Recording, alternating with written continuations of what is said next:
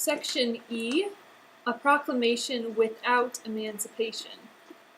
Okay, so we're talking about the emancipation, thinking emancipated means freedom, so we're freeing slaves, the Emancipation Proclamation. And remember, the Emancipation Proclamation, it didn't free all slaves, it didn't get rid of slavery in the whole United States. What it says is it frees slaves in the rebellious states. So there's still about 800,000 slaves that are in the border states that aren't affected at all by this proclamation. And, Lincoln said his move towards emancipation, it was an act of justice, but really it was more of a proclamation than an actual emancipation, saying that while, yes, it sounds good on paper or out loud, in effect, it really didn't free any slaves. Because the South, by no means, was going to take this Emancipation Proclamation to the heart, and it's really in the South where any slaves that would have been freed by this emancipation lived, if that makes sense. However, nonetheless, like I said before, when Northern troops would go into the South, a lot of times slaves in the South would kind of flee or run away to the troops in the South. So instead of fleeing up to the northern border, all they would have to do is flee to the troops in the South or to the Union troops that are invading the South. So about 1 in 7 slaves during the Civil War actually ran away to Union camps. So a big proportion of slaves in the South actually did kind of run away to these Union troops in the South. Okay, and now that the Northern soldiers are fighting in the South, they're starting to see the horrors of slavery firsthand. That's when they really start to, the soldiers themselves, really grasp the issue of slavery as a reason for fighting the war. Because before, a lot of them were, it was to preserve the Union, or I'm sure they had other reasons to fight. But now that they're in the South, actually seeing, these slaves, it's really kind of in their hearts, in the soldiers' hearts. Slavery becomes a bigger issue for them, another reason to fight the war. Okay.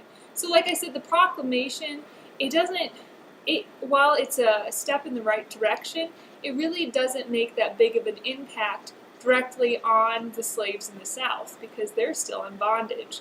The 13th Amendment to the Constitution that is passed in 1865 is really the document that seals the deal, that prohibits slavery in all forms in all of the United States. Emancipation Proclamation is kind of a step in the right direction, but it's really the 13th Amendment to the Constitution that really seals the deal when it comes to slavery. And in fact, all Confederate states had to ratify that 13th Amendment or to approve it before they could re-enter the Union. So, yeah.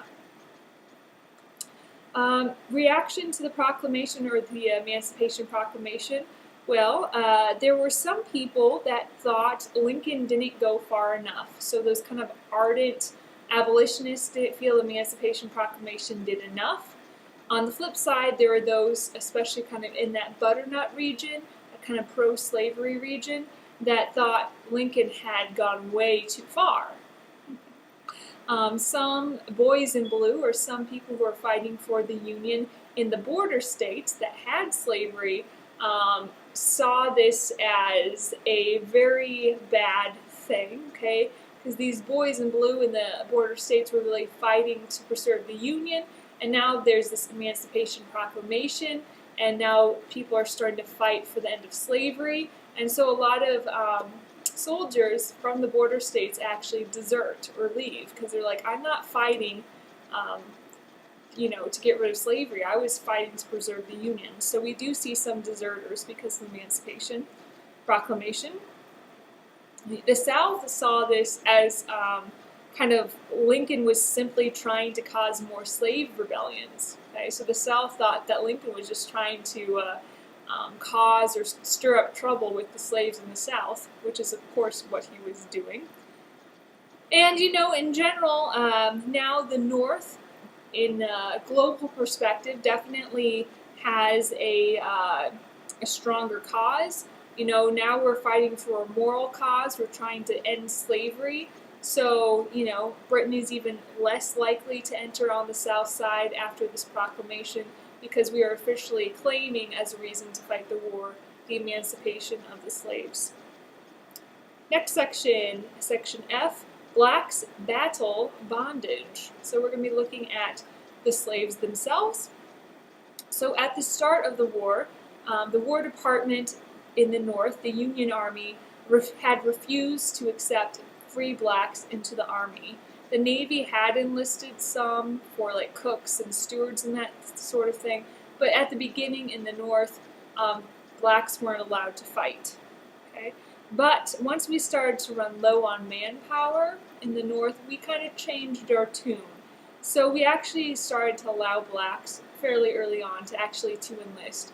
So when it's all said and done, about 180,000 blacks served the Union Army, which was about 10% of all of those who enlisted. So about 10% of those who were enlisted or volunteered were actually blacks. So why would the blacks fight? Well, they fought for a number of reasons. One, of course, to end slavery after the Emancipation Proclamation came around, to end slavery. Another reason is kind of to prove their valor, their bravery, their manhood were just as good as anybody else. And another reason is if they fought in the war, they would have an even better claim after the war to full rights of a citizen. So, if you're going to be fighting in the war, you're more likely to get the full rights of citizenship afterward. Those who fought, the blacks who fought in the war, they were very brave. There was 22 Congressional Medals of Honor given to blacks during the war. They had pretty high casualty rates. About 38,000 died, whether that be sickness or in battle. And another thing to remember is they were still seen as slaves in the South. So if you were from the North or if you're a black fighting from the North and you surrender in a battle, that sort of thing, to the South, like we surrender, instead of being kept as a prisoner of war, which would be the case for any other soldier, blacks were a lot of times just executed. They weren't kept alive. If you were to surrender and you were a black in the South, a lot of times they would just execute you. An example of this was at Fort Pillow. Why not call it Fort Pillow? Anyway, at Fort Pillow, after a formal surrender, several blacks were actually massacred, were actually killed, just kind of showing the example of it was not of course, war is never safe, but especially if you're a black, you wouldn't want to surrender because that would a lot of times equal death for you right away. All right, and slavery did affect the South. What a statement. So, for example, because of the Emancipation Proclamation, a lot of people in the South were really scared of kind of a slave insurrection or a massive slave rebellion. So a lot of eligible men who could have been fighting the war actually would stay home in order to kind of guard against any slave rebellions that might happen. So that was kind of a loss on the South's part, keeping soldiers back just to make sure the slaves weren't going to rebel. The slaves in the South served as spies, scouts, guides for the North. So even though they were in the South, they did serve outside of the Army as, like I said, scouts, guides, spies, that sort of thing. And when Union armies were to approach, a southern plantation, or the closer Union armies would get to a plantation, kind of the more defiant slaves became. They would slow down production, that sort of thing. Like I said, about 1 in 7 are actually able to run away to the Union camps. All right. Right, next section, Lee's last lunge at Gettysburg. So we're going to be talking about another battle. Okay, so, Lincoln was forever trying to find a good general for his army. So remember, Lincoln was kind of doing a trial and error method to try to find a good general. We had McClellan, that he had, the Peninsula Campaign, and then was kind of pushed aside, but then through popular demand, he came back, and then after Antietam, McClellan was pushed aside again, so McClellan is out of the picture. So McClellan is now replaced by General A.E. Burnside.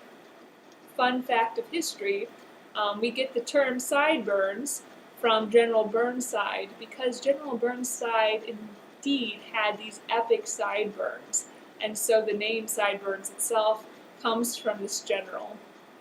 Anyway, so General Burnside is in control of the Army of the Potomac, and he fights a battle of Fredericksburg. Okay, Fredericksburg is decisive victory for the South. So, Burnside loses the Battle of Fredericksburg. Burnside had done a frontal attack on Burnside, and through that, just straight on attack, about 100 or about 10,000 Union troops were killed or wounded, and so Fredericksburg kind of got the nickname of Burnside's slaughter pen, just because so many Union troops were killed at Fredericksburg. So Lincoln, not happy with Fredericksburg, not happy with Burnside, replaces him with Joseph Fighting Joe Hooker. Fun fact of history, the term hooker that we know today actually comes from Joseph Hooker, because his troops were kind of notorious for having a group of gals that would follow them around, and thus the term hooker comes from him. Anyway, enough said about that. So Fighting Joe Hooker is now in charge of the army, and he fights a battle at Chancellorsville. Okay? Once again, this is a Confederate victory. Although it is a victory for the Confederacies, this is where we see poor Stonewall Jackson actually being shot accidentally by his own men, and because of that, he dies a couple of days later. So Chancellorsville is a victory for the South, but this is the battle where we see Stonewall Jackson lose his life. All right. So Lee had just won all of these victories. We talked about Fredericksburg, we talked about Chancellorsville. So Lee, after these victories, wanted to fight an offensive battle, not just to be on the defense, but actually to strike in the North, to be on the offense for once. And their hopes was that there had been a lot of talk in the North. There had been kind of this growing consensus in the North that the North should just kind of give up and start seeking a peace settlement with the South. The South wants this, of course, because usually in these peace settlements, that would mean they would get their independence. Well, anyway, so there's this kind of growing murmur in the North about we should just make peace with the South. So Lee, wanting that to come forth even more, thinks, hey, we should have a battle on Northern soil, and this will really convince the North to kind of just settle or to end this war once and for all. So Lincoln is still trying to find his general here. So Hooker is replaced by General George Meade.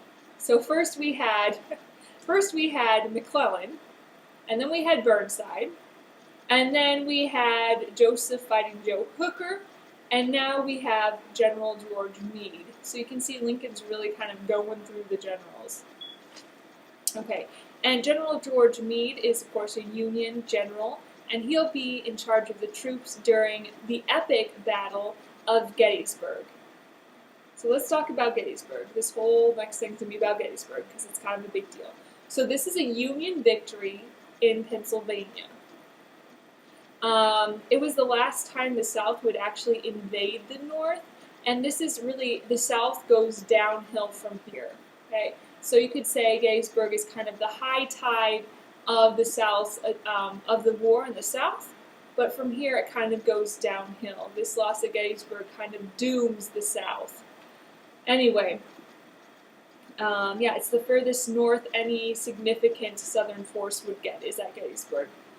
So let's see. Jefferson Davis, he's the president of the Confederacy. his hope was, like I said, that through a victory at Gettysburg, the North would be more than willing to kind of settle or make some peace terms. And Jefferson was so hopeful of that, in fact, that he actually had sent to Washington kind of a peace delegation that was ready to talk to Lincoln or to the North as soon as news of this victory would reach Washington. So Jefferson was really hopeful that this northern or a victory in the North for the Confederacy would really cause the North then to make peace terms. All right. However, no victory for the Confederacy was to come from Gettysburg. In fact, the North won. And this was a 3-day battle in the beginning of July. So it was July 1st through the 3rd of 1863.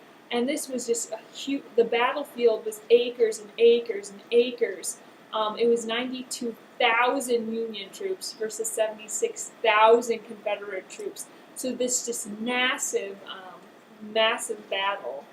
And like I said, it was a victory for the North, and it was kind of after this, the South was more or less doomed, but yet they continued to fight, will still fight for 2 more years. Something that comes of this, of course, is the Gettysburg Address. Later in the autumn, so this was fought July 1st through the 3rd, but in the autumn, President Lincoln comes to Gettysburg to dedicate the cemetery. And when he was there, he gave this really short 2-minute speech that critics of the time called, ludicrous and silly. But we know it in his history as Gettysburg Address, and it's very, very famous, often quoted, 407 years ago. Our fathers, that was the speech. So because of Gettysburg, we get that speech as well. Enough said. All right, let's keep going. Notes out of order here. Here we go. So next section, the war in the West. The West, okay. So from the West, we do get the general that Lincoln had been searching for, and that general he had been looking for is named Ulysses S Grant. Wow, I said that horribly. Ulysses S Grant. So Grant, on paper, wasn't very impressive. He had been kind of like a mediocre student at West Point, had fought, but without much notoriety in the Mexican War. After the Mexican War, he was kind of stationed on these isolated frontier posts, and there he was very lonely and very bored and started to drink excessively. And because of this excessive drunkenness, he was kind of forced to resign from the army. He made some attempts at starting businesses, all of which failed. And by the time the Civil War came around, he had actually been working at his dad's leather shop.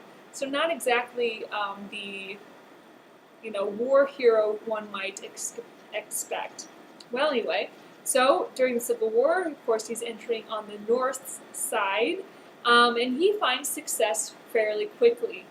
His first success came when he captured Fort Henry and Fort Donelson, and these forts were strategic or key because it secured the North's grip on Kentucky and also kind of paved the way for further attacks into Tennessee. So at first he was successful. We see that Fort Henry, Fort Donelson. All right, so after these victories, he keeps marching south, headed for Corinth, Mississippi. Corinth, Mississippi was strategic because that was where we see an intersection of main railroads there, of north, south, east, west railroads. So, after Fort Henry, Fort Donelson, Grant is marching south, trying to take over this kind of hub of the railroads. But before he gets there, he meets some Confederate troops and fights the Battle of Shiloh. Okay? And once again, this is a Union victory. Grant wins this, but it's very costly, very bloody, about 23,000 deaths. Okay? And because of this, some people wanted Lincoln to remove Grant. They thought he was like a butcher. They're like, he's just sacrificing soldiers right or left. And Lincoln was to have replied to these remarks of let's get rid of Grant by saying, I can't spare this man, he fights. So Lincoln, kind of sick of the McClellans of the world who are kind of wishy-washy, overcautious, really starts to like Grant. Okay, and like we said before, one of the strategies the North had during the war is to take control of the Mississippi River, kind of cutting the Union, or I should say the Confederacy, in two. Cutting, Alabama, Louisiana, and Texas off from the rest of the Confederacy. So kind of next focus for Grant is taking control of the Mississippi River. And we were taking it kind of in two parts. So from the north of the Mississippi, we have Grant kind of starting on the north, working his way down. And then the south, we have General David Farragut moving. He captures New Orleans and then starts kind of moving north on the Mississippi. So Grant's coming down the Mississippi from the south, and then we have troops moving north on the Mississippi. So what we have is we have now this kind of gap in the Mississippi River. Grant has this much of the north, Farragut has this much of the south, but there's still kind of this gap in the middle here. And if you would like to see a map of this, it's on page 496. Well, anyway, in this gap, the South is still able to send, cattle and other provisions through this gap into kind of, the eastern part of the Confederacy. So we want to close the gap. So what happens is we start fighting from the north, and Grant has this very famous battle at Vicksburg. Vicksburg is a city that's on the Mississippi, and he actually puts it under siege. So with the siege of Vicksburg, eventually the people in the city surrender, so we get control of Vicksburg. And then just 5 days later, in the south, there's a major Union victory at Port Hudson, and that Port Hudson then falls to the Union. And with these two battles at Vicksburg and Port Hudson, we're able then to control all of the Mississippi. We close that gap, and we cut the Confederacy in two. All right. And not to mention, the Confederate defeat at Vicksburg came just 1 day after the Confederate defeat at Gettysburg. So we have a major victory at Gettysburg, we have a major victory at Vicksburg, getting control of the Mississippi. So kind of this, back-to-back victory is a wonderful thing for the North, and kind of here's why. Some of these are obvious. Okay, one, Union gets control of the Mississippi, and this makes those pro-slavery folks in the Butternut region really happy.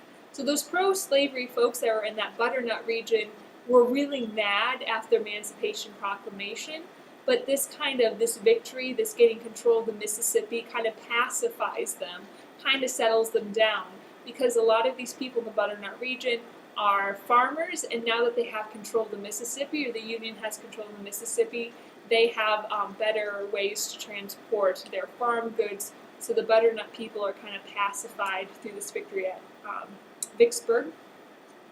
Another good thing that comes from these back-to-back victories, Britain stops the delivery of the Laird Rams to the Confederacy. Remember we talked about the Laird Rams last chapter? They were these really massive warships that would have more or less crushed the naval blockade the North had placed on the South. So because of these back-to-back victories, Britain thought twice about delivering these Laird Rams, or these boats. So Britain didn't deliver the boats because of these victories.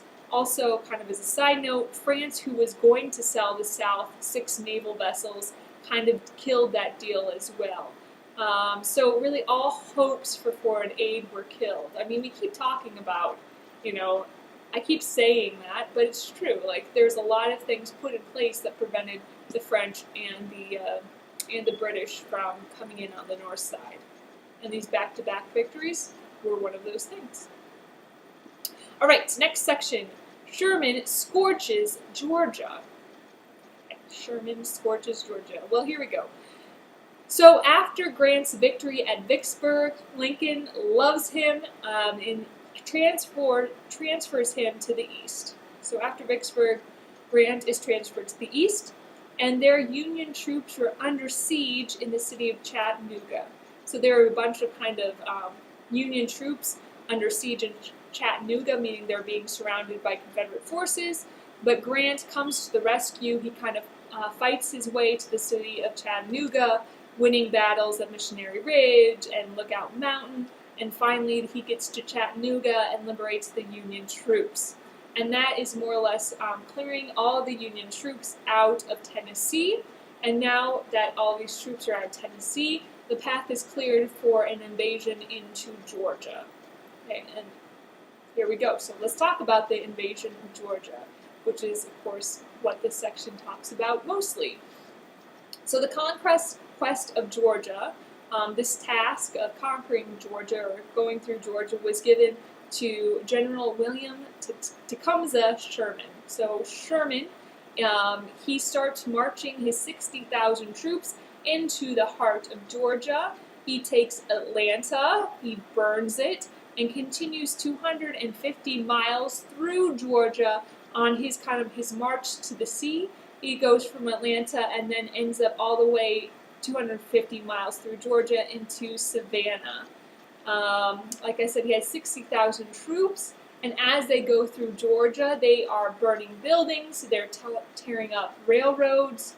A lot of times they would heat the railroad rails and twist them into kind of like iron donuts so they won't be able to repair them easily. Just kind of total warfare. They're stealing valuables, just ripping everything to pieces, any telegraph lines, anything they see, they just tear down, they burn down. This is total warfare. And like I said, this is called Sherman's March.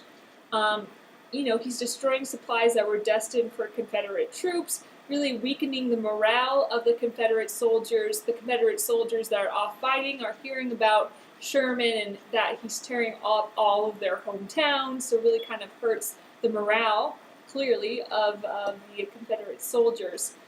So after he conquers Savannah on the coast of Georgia, he kind of gives Savannah to President Lincoln as a Christmas present, and then he leaves Georgia and his troops continue on their destructive path into South Carolina, and they'll continue to stay in South Carolina, just ripping it to pieces until the war actually ends. So, yeah.